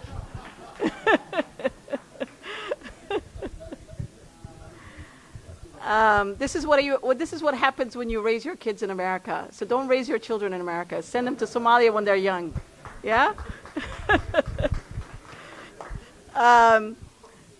So now, regarding the government, the Dowladda, I'm a very big supporter of governments. I'm not a supporter of NGOs and UN and the international system. In the end, it's strong governments that protect their citizens. When Hurricane Katrina happened, everybody's waiting for FEMA. When the one happened in Connecticut and northeast part of US, people are waiting for FEMA and the local governments. They're not waiting for the UN to come and save them. You see, it's the government structures is the responsible party for saving and taking care of its people. So I would rather, if it was up to me, if I was the donor, I would rather put the billions that goes into Somalia straight into the government's budget, accept corruption, but know that at some point, something is going to get to the people, some of it. I think more will get to the people than the current system, in my opinion. In my opinion. But we have the problem, I'm sorry to say, we have an uneducated, completely, we don't have governments that understand these issues. We don't have ministers that understand these issues. To be honest with you, I've been in Somalia since 1989, 1999. I came back from the US and I came to Somalia. From 1999 until now, I have never seen a government that really stood up properly against the international system. Never. The closest I have seen, the closest is the Farmaajo government. The closest. And I was still not happy. But that was the first time I felt like I was a little bit proud that we were exercising some level of sovereignty and holding the international community accountable. That was the closest. I'm very scared now we're going to backtrack with this current government. I hope we don't. But they were making some headways. There were certain things that they did that was the first I've seen in 20-something years in the country, to hold the international system accountable. So I'm not seeing the level of understanding of the issues that I expect. You know, when you see a minister fly from Getaway or Hamar to meet with donors, junior people, not ambassadors, to meet with donors and come to Nairobi, it hurts me. I'm like, why are you coming to another country to meet with these people? You are the government. They should come to you. You're the minister. They come to you and you don't see anybody less than an ambassador. Don't see these junior white kids who don't know anything. These are the basic things that makes me very unhappy when I see that. When I see a minister running around in Norway, you know, begging for money, you know, from the Norwegian government. Why are you going there? They are the Norwegians. You are the government. Let them come to you in Getaway. Let them come to Hamar. We have to have a sense of we have to understand that they need us as much as we need them. They have to spend this money. They can't take it back to their people. They have an accountability system. They have to spend their money by the end of the fiscal year. We have to stop being beggars. We have to realize that we own the country. So I'm sorry, I don't have very good news to answer your question. I have not seen that level of sovereignty and independence and strength from the government yet. Inshallah. This will conclude our meeting, inshallah. We can have private conversations now, but we'll conclude this meeting, inshallah. Abdul Rashid, if you can conclude for us. Assalamu alaikum. Waxaan runtii aad waan ka afeefanay markii hore Soomaali baan ku hadlayaa. Waan ka afeefanay markii hore saacad baan idin daahinay raalli ahaada laakiin ta meesha ku jirta waxa weeye saacadii aan idin daahinay saacad waxaan idhi ku cunteeyo socialist kale saacadii dambena su'aasha wali waa idin jooga laakiin ta meesha ku jirta waxa weeye wadaadka hadlay Soomaali yes Soomaaliga laakiin waxa meesha ku jirta caruur baynu soo casunnay dhalinyaraynu soo casunnay dhalinyarada waxaan isugu qaybinaynaa haddaad arkaysay boqolkiiba konton waxa lagu hadlayay haddaynu caruurteenni mararka qaarkood ay inooga firxadaan markay fahmi waayaan markaynu inagu isku jeesano iskuulkan wuxuu ku dhisan yahay caruurta inuu Soomaali baa lagu soo ururiyay taasi waxay ku tusaysaa in xorriyad loo siiyo in Soomaaliga ay ku wada hadlaan qofka soo galo waxay yiraahdaan Soomaali kuma hadashid miya haddana dhinac markay soo laabtaan waa dad kale marka labadaba dadkay la xisaabtamayaan waa inay afkoodii garanayaan marka labadaba ku sameeyaan marka sidaasaan u yar aragnay inaanu isugu qaybino xoogaa laakiin su'aashaad waa saxsan tahay waxay ku saxsan tahay inaynu caruurteenni ku xoojino Soomaali waa dow laakiin kama teganina waa inay ina fahmaan markaan xoogaa si aan u baxsan haye Maxamuud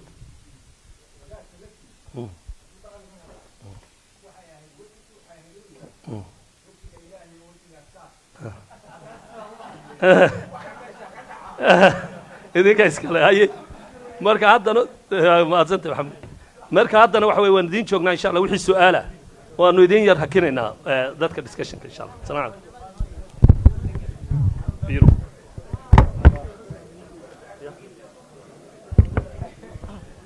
سبحانك ربك رب العزة عما يصفون وسلام على المرسلين والحمد لله رب العالمين